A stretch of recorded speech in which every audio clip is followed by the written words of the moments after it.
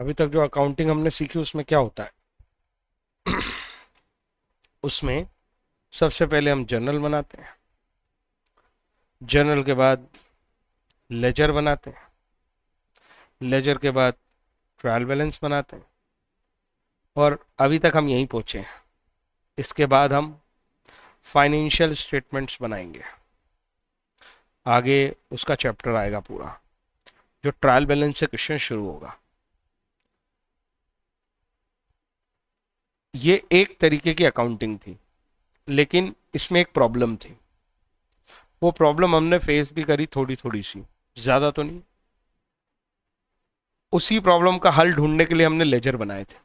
वो प्रॉब्लम थी कि कोई एक पर्टिकुलर अकाउंट किसी एक डेट को हुआ, जैसे सपोज आपने किसी से क्रेडिट परचेज किया किसी दिन। अब उसके बाद उस क्रेडिट परचेज का कभी थोड़ा पेमेंट कर दिया, फिर बाद में फिर थोड़ा कर दिया, फिर कभी उसने डिस्काउंट दे दिया, कभी उसमें रिबेट हो गया। तो उस क्वेश्चन को ढूंढने के लिए आपको बहुत सारा कुछ करना पड़ता था, जो लेजर ने सॉल्व कर दिया कि एक व्यक्ति का एक ही अकाउंट है, उसी में सारे डेबिट और उसी में उस व्यक्ति के सारे क्रेडिट आ जाते हैं। लेकिन ये तो एक छोटा सॉल्यूशन था। एक और प्रॉब्लम लोगों को फेस होती है। कुछ बिजनेस ऐसे होते हैं जो परचेस तो एक बार करते हैं, महीने में एक बार या 2 महीने में एक बार, लेकिन उनका डेली का सेल थाउजेंड्स ऑफ ट्रांजेक्शन होते हैं। बड़ा बल्क खरीदते हैं एक बार और 2 महीने तक बेचते हैं। तो उनकी परचेस की एंट्री ढूंढनी बहुत मुश्किल पड़ जाती है जर्नल में। तो ऐसे लोगों के लिए, और जैसे जैसे अकाउंटिंग इंप्रूव होती गई, एक नई मेथड ऑफ अकाउंटिंग लोगों ने शुरू करी। जो हमने सीखा है वो सारा यूज होगा, बस इतनी सी अंतर है कि यहाँ पे हम बुक्स बनाएंगे, जर्नल नहीं बनेगी। जर्नल क्यों बनती थी? उसका पर्पस था रिकॉर्डिंग। जर्नल में रिकॉर्ड करते थे, प्राइमरी बुक थी, सबसे पहली रिकॉर्डिंग यही हुई थी। लेजर में रिकॉर्डिंग नहीं हुई थी। जो जर्नल में रिकॉर्ड हो गया था उसको हमने यहाँ पोस्ट किया था, केवल ट्रांसफर किया था। और ट्रायल बैलेंस तो इवन पोस्टिंग भी नहीं है। लेजर में जो हमने बैलेंस निकाले, जिसको आप बैलेंस कैरिड डाउन बोलते हो, उसी बैलेंस कैरिड डाउन को मैच करके देख लिया कि वो सारे बैलेंस कैरिड डाउन डेबिट और क्रेडिट बराबर है या नहीं है। तो रिकॉर्डिंग और पोस्टिंग हुई थी। यहां पे हमने रिकॉर्डिंग के लेवल पे एक नया सिस्टम बनाया है। पोस्टिंग अभी भी करेंगे और लेजर अभी भी बनेगा, केवल रिकॉर्डिंग बदल दी।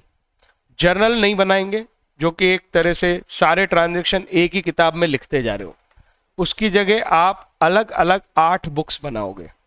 बुक में 6 ही दिए, एक कैटेगरी नहीं दी है, वो भी होती है, वो मैं बता देता हूँ। बुक में नहीं है वो। सबसे पहले एक बुक बनाई जिसका नाम रखा कैश बुक। दूसरी बुक बनाई, उसका नाम रखा परचेज बुक। और उसी के जैसी एक और बुक बना दी, जो परचेज होंगे वो आएंगे और जो परचेज रिटर्न होंगे उसके लिए अलग बुक हो गई। तो एक परचेज बुक, एक परचेज रिटर्न बुक। एक बना दी सेल्स बुक,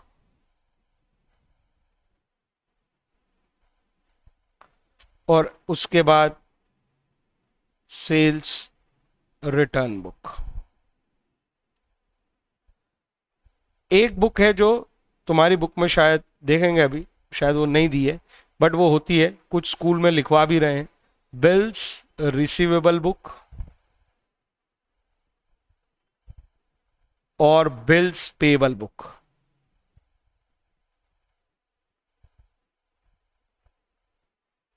और एक बुक फाइनली बना दी, उसका नाम रखा जर्नल प्रॉपर। तो कुल मिला के ये 8 बुक्स हैं। 8 की गिनती ये रही, 1, 2, 3, 4, 5, 6, 7 और 8। उसमें से ये दोनों जो हैं, ये शायद तुम्हारी बुक में ना मिले, तो तुम्हारी बुक में मिलेंगी 6। ठीक है। कैश बुक का एक अलग चैप्टर है, चैप्टर नंबर शायद 10 है। देखो कौन सा चैप्टर है, 10 है।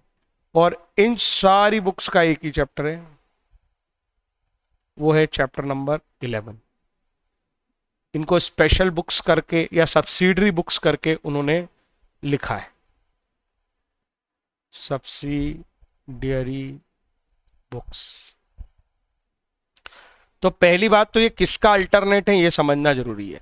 अब हम जर्नल बनाएंगे ही नहीं, हम सीधी बुक्स बनाएंगे, जर्नल की जगह ये रिप्लेस हो जाएंगी। इसके बाद क्या होगा सर? ऑब्वियसली इसके बाद चेन वही है, जर्नल को रिप्लेस किया इन्होंने, तो जो बुक्स में रिकॉर्ड होता है वो लेजर में पोस्ट होता है। तो इसके बाद फिर दूसरे नंबर पे लेजर आएगा, लेजर के बाद ट्रायल बैलेंस आएगा, ट्रायल बैलेंस के बाद फाइनेंशियल स्टेटमेंट आएंगे। तो सब कुछ सेम है, केवल ये बुक्स बनाने का नया लॉजिक आ गया है। ये बात समझ में आई या नहीं आई? इसी बारे में ये दोनों चैप्टर है। अब कोई भी बुक हो, उसके बारे में अगर दो बातें पता चल जाए तो सब कुछ आसान है। एक, उस बुक का फॉर्मेट क्या है, और दूसरा, which type of financial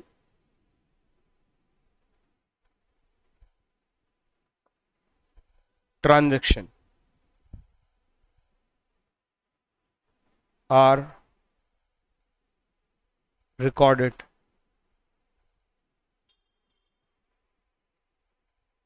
are to be recorded। आर तो छोड़ ही देते हैं, टू बी ही लिख देते हैं। इन सच बुक्स, कौन से टाइप के ट्रांजैक्शन उस बुक में लिखे जाएंगे। तो अगर हम बात करें, केवल दो ही तो बात है, उस बुक का फॉर्मेट क्या होगा। जैसे जर्नल का फॉर्मेट तुम्हें आता है, लेजर का फॉर्मेट भी आता है। फॉर्मेट का मतलब समझा रहा हूं शॉर्ट में। जर्नल का फॉर्मेट क्या था? अगर मैं फॉर्मेट बोलता तो बस डेट, पर्टिकुलर, एलएफ और डेबिट और क्रेडिट, आप इस तरह से बनाते थे। ऐसे ही एक लेजर का फॉर्मूला था, date particular amount, date particular amount दोनों साइड, और अगर छोटा कॉलम जर्नल फोलियो का बनाना है तो जर्नल फोलियो का। ऐसे ही अब हम बात करें, अगर कोई सी भी बुक की बात करें तो हम सबसे पहले सबसे इंपॉर्टेंट बुक की बात करते हैं जिसका नाम है कैश बुक। तो कैश बुक का फॉर्मेट क्या है, और कैश बुक में कौन से ट्रांजेक्शन आएंगे? इन दोनों के जवाब बहुत ही आसान है। कैश बुक का फॉर्मेट उसी तरह का है जिस तरह का लेजर का फॉर्मेट होता है, सेम एज लेजर। और इसमें कौन से ट्रांजेक्शन आएंगे? ट्रांजेक्शंस विच इंक्रीज और डिक्रीज कैश। जो ट्रांजैक्शन इंक्रीज कर दें कैश को या डिक्रीज कर दें वो इसमें आएंगे। अब सवाल यह है कि कैश बोलते किसको है? कैश मतलब कैश नहीं। जब हम ये कैश बुक की बात करते हैं तो इस बुक में इस कैश वर्ड का मतलब, अभी तक हम कैश वर्ड का मतलब केवल एक ले रहे थे और वो था कैश इन हैंड, मतलब रियल कैश, करेंसी। जबकि कैश बुक में कैश इन हैंड भी हो सकता है इसका मतलब, और इसका मतलब कैश एट बैंक भी होगा, मतलब बैंक वाली बात भी आ सकती है। तो एक्चुअल में कैश बुक दो तरह की है तुम्हारे सिलेबस में, वैसे तीन होते हैं, वैसे तीन तरीके की कैश बुक होती है दुनिया में, पर दो तुम्हारे सिलेबस में है। पहली का नाम है सिंगल कॉलम कैश बुक, दूसरी का नाम है double column cash book,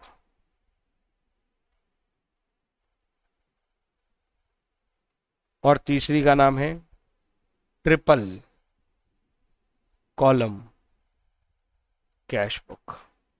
single cash book column cash book में सिर्फ कैश इन हैंड का कॉलम है,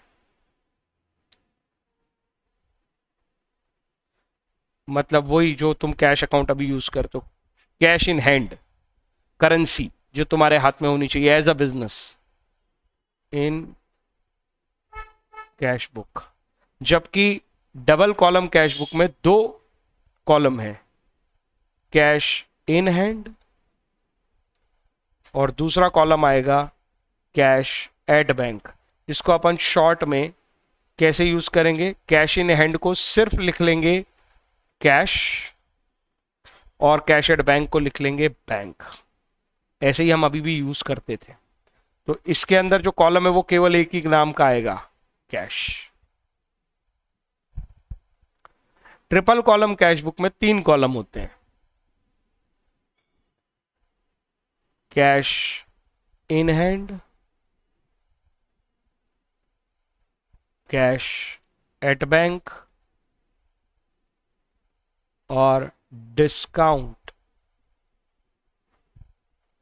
अलाउड ऑब्लिक रिसीव्ड। मतलब एक डिस्काउंट का कॉलम भी होता है, लेकिन it is not in syllabus.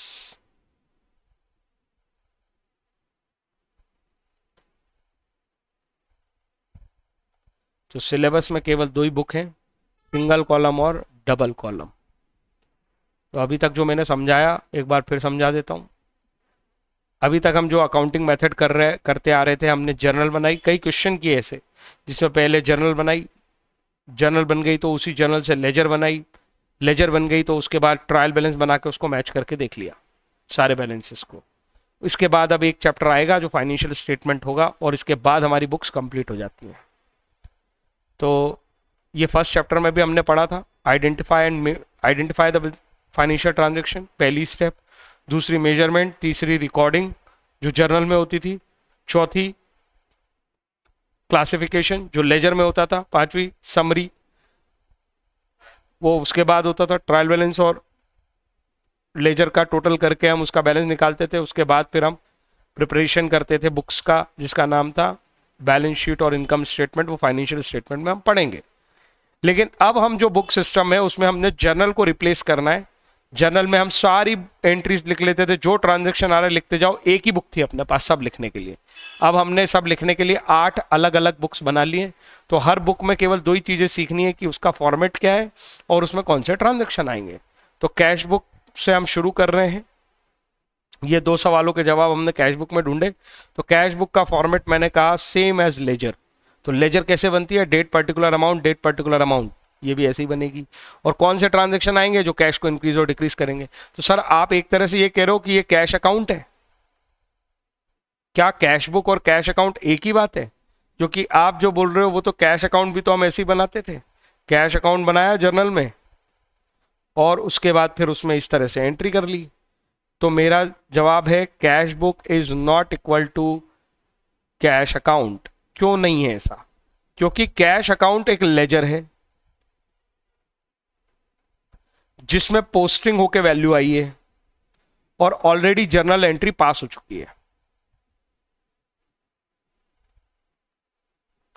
तब कैश अकाउंट बनाते हैं। लेकिन अगर किसी क्वेश्चन में कैश बुक वर्ड लिखा है तो समझ जाओ उसका सिस्टम ये जर्नल लेजर वाला है ही नहीं, उसका सिस्टम बुक और फिर लेजर वाला है। तो cash book is a primary book. ये लेजर नहीं है, it is not a ledger. इसमें रिकॉर्डिंग होती है, इट रिकॉर्ड्स द ट्रांजेक्शन।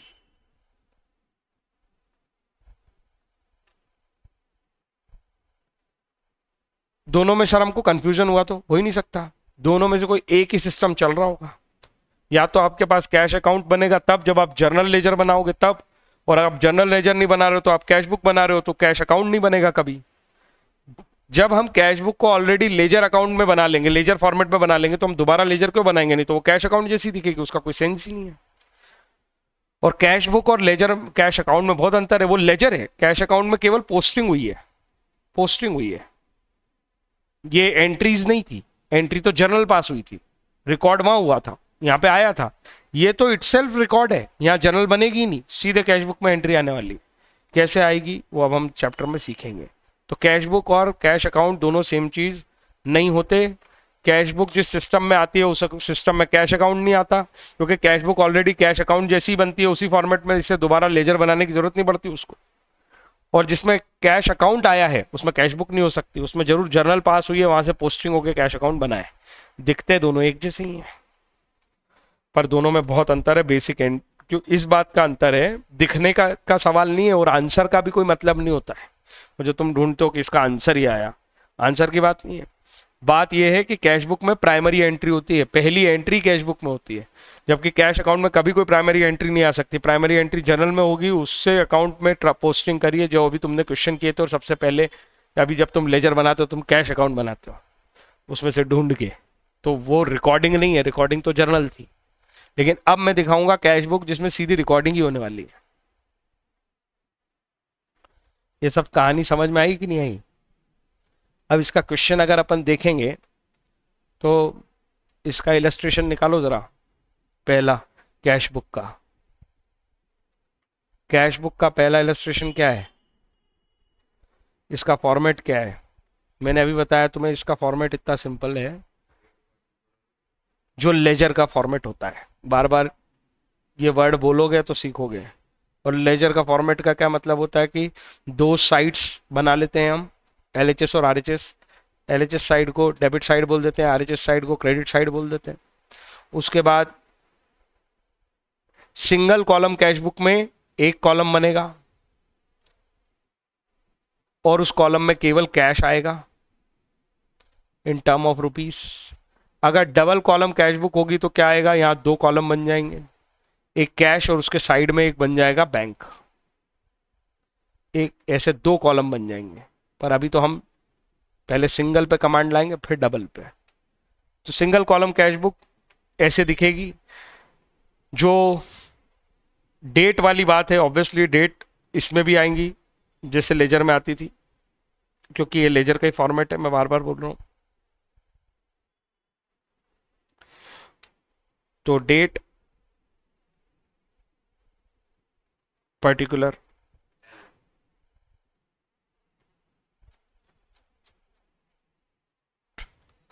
ये एलएफ इसलिए क्योंकि इसके अंदर जो नए नए नाम आएंगे, कैश किसकी वजह से बढ़ा किसकी वजह से कम हुआ, उनका एक लेजर फोलियो नंबर हो सकता है। ठीक है, वही बात है, इसको बनाना है लेकिन हमें इसमें कुछ लिखना ही नहीं पड़ता क्योंकि हम रियल बुक्स नहीं बना रहे। बस ये पता है कि यहाँ लेजर फोलियो का कॉलम बना सकते हैं और इसको ब्लैंक छोड़ देते हैं जगह बना के। डेट पर्टिकुलर, तो ये तरीका है इसको बनाने का। पहला इलस्ट्रेशन मैंने निकालने को बोला, उसकी पहली एंट्री पढ़ो क्या लिखी है। अगर स्टार्टेड बिजनेस विद कैश है तो इसका मतलब क्या है, इसका मतलब है पैसा आया है। सीधी सी बात समझ लो, ये जो डेबिट साइड है इसे आप एक तरह से क्या बोल सकते हो, ये रिसिप्ट की साइड है। यहाँ पैसे आते हैं, बढ़ेगा वो डेबिट नेचर पे क्योंकि कैश एसेट है। बेसिक सारे वही हैं, कुछ भी अंतर नहीं है। और ये जो है वो रिसिप्ट की साइड है, सॉरी पेमेंट की साइड है, क्रेडिट साइड। यहाँ पे कैश कम होता है तो जब भी पेमेंट्स होंगे वो क्रेडिट साइड पे रिकॉर्ड होंगे, रिसिट्स आएंगी वो डेबिट साइड पे आएंगी। बस ये कैश बुक है। अब अगर पहली एंट्री पढ़े स्टार्टेड बिजनेस विद कैश, तो इसका मतलब है कैश आया है। तारीख क्या है उसकी, जनवरी 1। पैसे आए हैं कितना अमाउंट, तो मैंने यहां पे पहले 1 लाख लिखा और रीजन लिख लिया टू कैपिटल। पता है इसके पीछे ऐसी जर्नल एंट्री कुछ हुई नहीं है, ऐसा कुछ नहीं हुआ है cash account debit to capital. ये एंट्री ही हो रही है पहली। इसीलिए मैं कहता हूं cash book is a primary book, ये रिकॉर्ड करना सिखाती सीधे। ये लेजर नहीं बनाई है हमने, ये कैश बुक बनाई है। ये प्राइमरी बुक है, इसमें रिकॉर्डिंग हो रही है। ये रिकॉर्डिंग इसी फॉर्मेट में होती है, इसमें इसका फॉर्मेट ही है। और कैश बुक वाला फॉर्मेट है, मतलब तुम समझ लो तुम बुक्स मेंटेन करते हो, तुम्हारे पास 8 तरह की बुक है और वो क्या है, कौन कौन से के नाम ऐसे ऐसे क्यों है, कैसा फॉर्मेट है, कैसे एंट्री होती है, वो सीखेंगे दोनों चैप्टर में। आगे चलो, अगली एंट्री क्या है।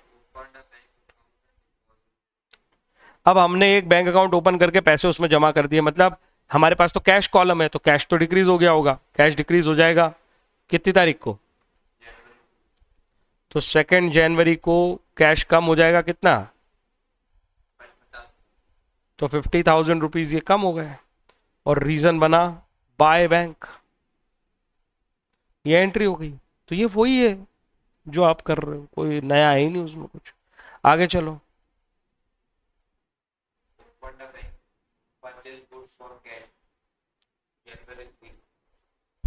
January 3, पर मैंने तो परचेस किया है, परचेस किया है तो पैसे गए होंगे, तो 3 जनवरी को परचेस की एंट्री होगी। क्रेडिट परचेस होता तो इसमें नहीं आती है, कैश परचेस आएगी। तो बाय परचेस, अमाउंट कितना? 20,000 रुपये यहाँ कम हो गए। आगे कौन सी तारीख? सोल्ड गुड्स टू, बस, तो ये नहीं आएगा क्योंकि ये कौन सी सेल है? क्रेडिट सेल में कभी भी कैश बढ़ेगा क्या? ये नहीं आएगा। आगे अब आएगा, डेट कौन सी है? जब पैसे आएंगे तब एंट्री आएगी, जब तक पैसे आएंगे या जाएंगे नहीं हम एंट्री नहीं करेंगे। वो परचेस कैश परचेस था कि क्रेडिट परचेस था? 20,000 का परचेस में तो हेमंत वर्ड ही नहीं था, कैसी बातें कर रहे हो? हाँ वहां पे साफ था कैश, इसलिए लिखा था। यहाँ सेल में नहीं आया कहीं भी। सेल में क्यों नहीं लिया? क्योंकि सेल कैश में नहीं हुई थी। हाँ पैसे नहीं आए थे उससे, पर हेमंत से पैसे आए हैं, हेमंत से पैसे आए हैं तो हम लिखेंगे टू हेमंत। 5 जनवरी को कितने रुपए? आगे चलो, आगे।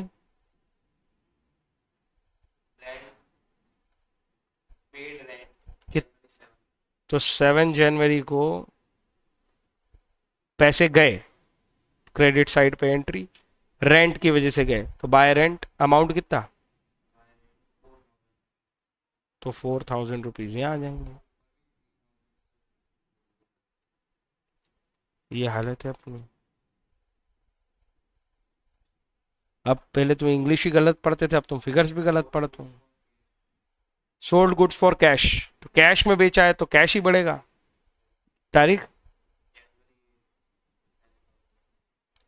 टू सेल्स कितनी?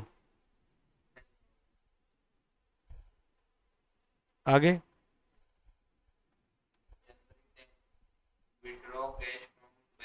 बैंक से पैसे निकालेंगे तो कैश बढ़ेगा कि कम होगा?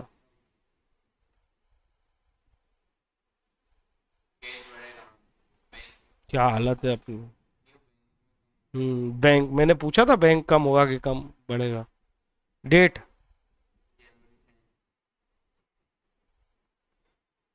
टू बैंक, बैंक की वजह से बढ़ा। आगे क्या हुआ इस दिन?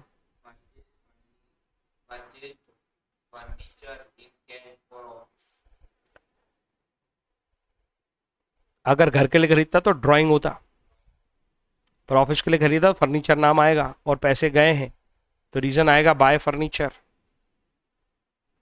28 जनवरी, 27 जनवरी, अमाउंट 15,000। आगे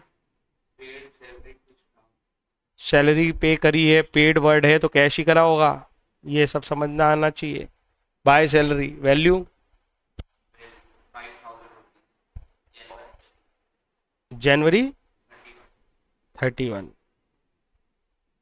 फिर अब इसका क्या करना है? वही जो अभी तक लेजर में करते आए हो, बैलेंस कैरेट, बैलेंस निकालने पड़ेंगे, बैलेंसिंग करनी पड़ेगी, मैचिंग करनी पड़ेगी दोनों साइड की, डेबिट क्रेडिट, पता चलेगा कौन सी साइड बड़ी है कौन सी छोटी है, किसका बैलेंस आएगा, वो बैलेंस आगे जाएगा। अरे कुछ समझ में आ रहा है मैं जो बोल रहा हूँ कि नहीं? ये जो लेजर में करते आए हो वही कहानी तो है।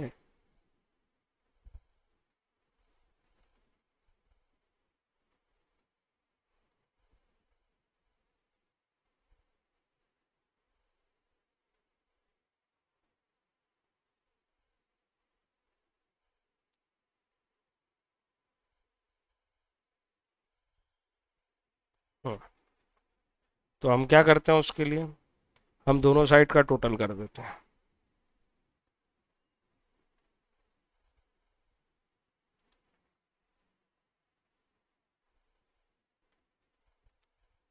डेबिट साइड का टोटल बड़ा दिख भी रहा है, वो आएगा भी, कैश कभी नेगेटिव हो ही नहीं सकता जेब में। 1 लाख, 1 10, 1 20, 1,20,000 का टोटल। 1,20,000 इधर होंगे ही नहीं। देखते हैं इसमें कितना आ रहा है। 50, 70, 80, 90, 94। तो 94,000 को अगर मैं देखूं, तुम तो ये 94 ही लिख लेते हो, तो 20 ये ऊपर और 6 इधर, 26,000 रुपये का डिफरेंस है। तो ये 26,000 जो है, ये आएगा तुम्हारा बाय बैलेंस कैरिड डाउन। और ये डेबिट बैलेंस है क्योंकि डेबिट साइड बड़ी थी। तो अगली बार जब 1 फरवरी को अकाउंट ओपन होगा, तो ये डेबिट साइड पे ओपन होगा, क्योंकि वो डेबिट साइड बड़ी होने की वजह से आया था 26,000। और क्वेश्चन अगर यहाँ से शुरू करना चाहता कि ओपनिंग बैलेंस इतना है, तो ऐसे ही ओपनिंग बैलेंस आता है असेट का। कैश भी असेट है, वो भी टू बैलेंस ब्रॉट डाउन से चालू होती है। ये तरीका है क्वेश्चन करने का बस। टू बैलेंस ब्रॉट डाउन, जब क्वेश्चन में ओपनिंग बैलेंस देगा तो सबसे पहली एंट्री किसकी होगी, वो तारीख की पहली होगी ओपनिंग बैलेंस की।